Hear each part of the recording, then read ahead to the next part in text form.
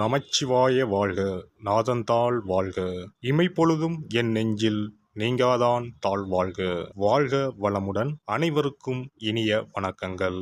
நிகழும் மங்களகரமான விசுவாசு ஆண்டு பங்குனி மாதம் 18ஆம் நாள் புதன்கிழமை அன்று சதுர்தசி திதியில் உத்திரம் நட்சத்திரத்தில் விருத்தி நாமயோகத்தில் வணிசை கரணத்தில் அமிர்தயோகம் கூடிய நன்னாளில் இந்த மகத்தான ஏப்ரல் மாதம் பிறக்கிறது. 2026ஆம் ஆண்டின் 4வது மாதமான ஏப்ரல் மாதம் மிகவும் முக்கியத்துவம் வாய்ந்த மாதமாகும். இந்த மாதம் பல கிரக பெயர்ச்சிகள், சேர்க்கைகள், நட்சத்திர மாற்றங்கள் நிகழ இருக்கிறது. ஏப்ரல் மாதத்தின் முதல் வாரத்தில் செவ்வாய் பகவான் மீனராசிக்கு பெயர்ச்சியாகிறார். சூரியன், செவ்வாய் மற்றும் சனி ஆகிய கிரகங்கள் இணைந்து மங்களாதித்ய யோகம், திரிகிரக யோகம் உள்ளிட்ட யோகங்கள் உருவாக இருக்கிறது. அதே போல சுக்கிர பகவான் ஏப்ரல் மாத தொடக்கத்தில் மேசராசியில் பெயர்ச்சியடைகிறார். மாத இறுதியில் ரிஷபராசிக்குள் பிரவேசமாகிறார். புதன் பகவான் ஏப்ரல் 11ஆம் தேதி மீனராசிக்குள் நுழைந்து சதுர்கிரக யோகத்தை உருவாக்குகிறார்.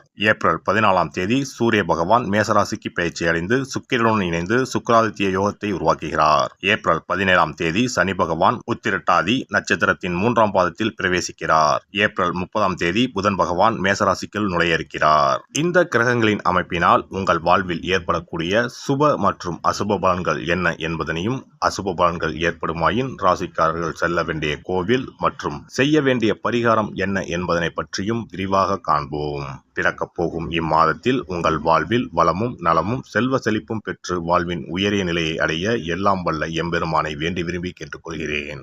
மீனராசி அன்பர்களே, இந்த மாதம் பொருளாதார வசதி திருப்தி தருவதாக இருக்கும். எதிரிகள் பணிந்து போவார்கள். ஆடை ஆபரணங்கள் சேரும் வாய்ப்புகள் உண்டாகும். சிலருக்கு புதிய வாகனம் வாங்கும் யோகம் உண்டாகும். வசதி வாய்ப்புகளுக்கு குறைவிருக்காது. ஆனால் உடல் ஆரோக்கியத்தில் கவனம் தேவை. மாத பிற்பகுதியில் உங்களுக்கு ஏற்பட்டிருந்த அவப்பெயர் விலகும். குடும்பத்தில் மனைவி மற்றும் மகளின் ஆலோசனையை கேட்டு செயல்படுவது நல்லது. பிள்ளைகளால் தர்ம சங்கடமான நிலைமைகளை சமாளிக்க வேண்டிய சூழ்நிலை ஏற்படக்கூடும். தந்தை வழியில் எதிர்பார்த்த காரியங்கள் இழுபறிக்கு பிறகு முடியும். அடிப்படை வசதிகளை ஏற்படுத்திக் கொள்வீர்கள். நவீன ரக மின்சார மின்னணு சாதனங்களை வாங்குவீர்கள். பழைய வாகனத்தை மாற்றி புதிய வாகனம் வாங்கும் யோகம் உண்டாகும். உறவினர்களால் அனுகூலம் ஏற்படக்கூடும் என்றாலும் சில பிரச்சனைகளும் ஏற்படக்கூடும். மாத முற்பகுதியில் சகோதரிகளின் அன்பும் ஆதரவும் உங்களுக்கு மகிழ்ச்சி தரும். மாத பிற்பகுதியில் தாய்மாமன் வகை உறவுகளால் சில தர்ம சங்கடமான சூழ்நிலை எதிர்கொள்ள நேரலாம். சகோதர வகையில் எதிர்பார்த்த காரியம் அனுகூலமாக முடியும். அலுவலகத்தில் பணிச்சுமை அதிகரிக்கும். எதிர்பார்த்த சலுகைகள் கிடைப்பதில் தடை தாமதங்கள் ஏற்படக்கூடும். சக ஊழியர்களிடம் போதுமான ஒத்துழைப்பு கிடைக்காது. மேல் அதிகாரிகளை அனுசரித்து செல்வது எதிர்காலத்திற்கு நல்லது. தொழில் மற்றும் வியாபாரத்தில் எவ்வளவுக்கு எவ்வளவு உழைக்கிறீர்களோ அவ்வளவுக்கு லாபம் கிடைக்கும். பற்று வரவு சுமூகமாக நடைபெறும். மறைமுக போட்டிகளை முறியடிப்பீர்கள். சக வியாபாரிகளுடன் இணக்கமாக பழகுவது நல்லது. குடும்பத்தை நிர்வகிக்கும் பெண்களுக்கு சற்று சிரமம் தரும் மாதமாக இருக்கும். ஆனாலும் பெரிய அளவில் பாதிப்பு எதுவும் இருக்காது. அலுவலகம் செல்லும் பெண்களுக்கு அலுவலகத்தில் பணிச்சுமை அதிகரிக்கும். சனிக்கிழமைகளில் சனீஸ்வர பகவானுக்கு எள்ளெண்ணெய் தீபம் ஏற்றி அர்ச்சனை செய்து வழிபட நன்மை ஏற்படும்.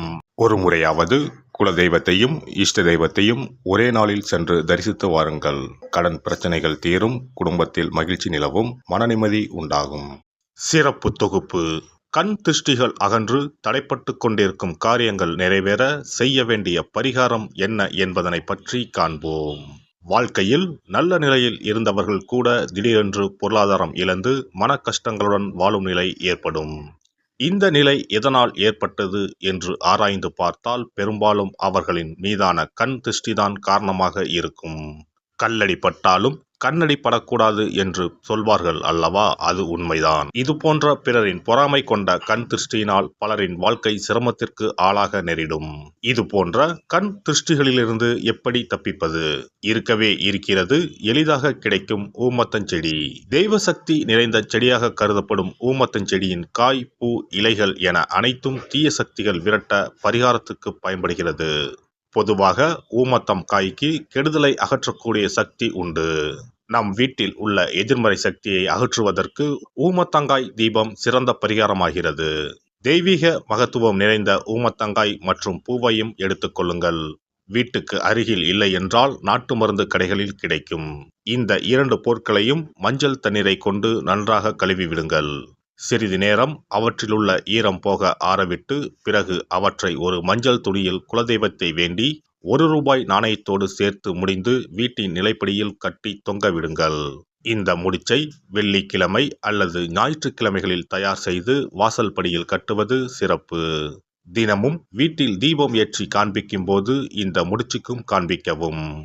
இதேபோல் ஊமத்தம் இலைகள் கிடைத்தால் அந்த இலைகளை சுத்தமான மஞ்சள் தண்ணீரில் கழுவிவிட்டு அவற்றை கொண்டு வீட்டில் இருக்கும் விநாயகருக்கு திங்கள் கிழமைகளில் தொடர்ந்து அர்ச்சனை செய்து வர வேண்டும். ஊமத்தம் பூவையும் விநாயகருக்கு சூட்டலாம்.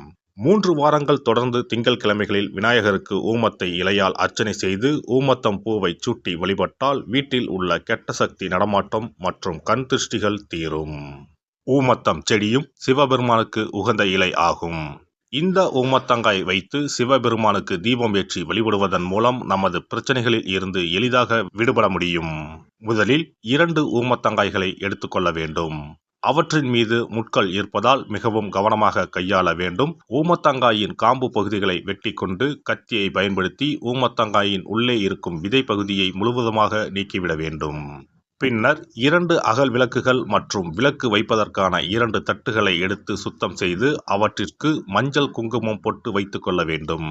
பின்னர் 2 தட்டின் மீதும் ஒவ்வொரு அகல் விளக்கை வைத்துக் கொள்ள வேண்டும்.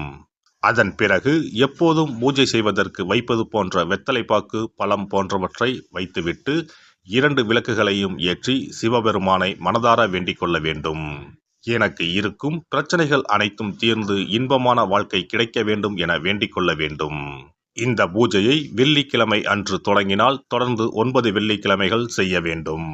ஊமத்தங்காயின் மீது எவ்வாறு முட்கள் இருக்கிறதோ அதுபோல நமது வாழ்க்கையில் இருக்கும் முட்கள் போன்ற பிரச்சனைகளை அவை தீர்த்து வைக்கின்றன. இந்த பூஜையை நாம் தொடர்ந்து செய்து வருவதால் நம் மீது இருக்கும் கண் திருஷ்டிகள் அகன்றுவிடும். தீராத துயரங்கள் தீர்ந்துவிடும். பணம் நகை நம்மிடம் பெருகி வரும். சிலருக்கு கையில் சுத்தமாக பணம் இருக்காது. வறுமை தாண்டவமாடும். கடன் தொல்லையால் கஷ்டப்படுவார்கள். பண பிரச்சனையில் சிக்கி கொண்டிருப்பவர்கள் இந்த தீபத்தை ஏற்றினால் 3 வாரங்களில் நல்ல பலனை பெற முடியும். தொழிலில் நல்ல முன்னேற்றம் இருக்கும். கடன் பிரச்சனைகள் தீரும். உறவினர்களிடையே பகைமை இருந்தால் அவையும் மறைந்துவிடும். நோய்வாய் உள்ளவர்கள் இந்த தீபத்தை ஏற்றுவதன் மூலம் நல்ல பலனை பெற முடியும். பொதுவாகவே எந்த பரிகாரம் என்றாலும் அதை முழு நம்பிக்கையுடன் செய்தால் மட்டுமே முழு பலன் கிடைக்கும் என்பதை நினைவில் கொள்ளுங்கள். எல்லாம் வல்ல இறையருளால் நீங்களும் உங்கள் அன்பு குடும்பமும் உடல் நலம், நீலாயுள், நிறை செல்வம், உயர் புகழ், மெய்ஞானம் ஓங்கி வாழ்க வளமுடன். இந்த வீடியோ பதிவு உங்களுக்கு பிடித்திருந்தால் லைக் பண்ணுங்க, கமெண்ட் பண்ணுங்க, ஷேர் பண்ணுங்க. மறக்காம சப்ஸ்கிரைப் பண்ணுங்க. பக்கத்துல இருக்கிற பெல் பட்டனை கிளிக் பண்ணுங்க. நன்றி, வணக்கம். ஓம் நமச்சிவாய. சிவாய